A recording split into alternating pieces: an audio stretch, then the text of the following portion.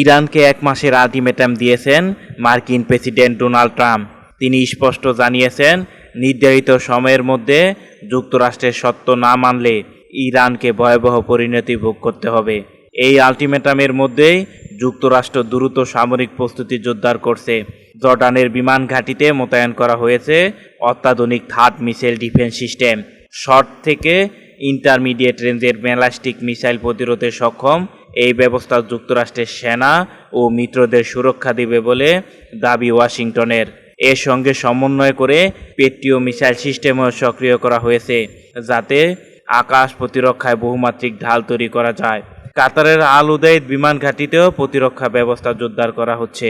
শুধু তাই নয়, প্রেসিডেন্ট ট্রাম্প ইঙ্গিত দিয়েছেন মধ্যপ্রাচ্যের দ্বিতীয় একটি বিমানবাহী রণতরী পাঠানো হতে পারে।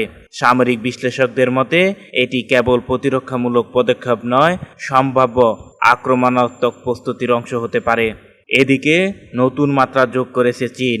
চীনা স্যাটেলাইট কোম্পানি মিজার ভিশন যে উচ্চ রেজুলেশনের ছবি প্রকাশ করেছে, তাতে থার্ড সিস্টেমের সুনির্দিষ্ট অবস্থান উঠে এসেছে। বিশ্লেষকদের আশঙ্কা, এই তথ্য ইরানের কৌশল নির্ধারণের সহায়তা হতে পারে।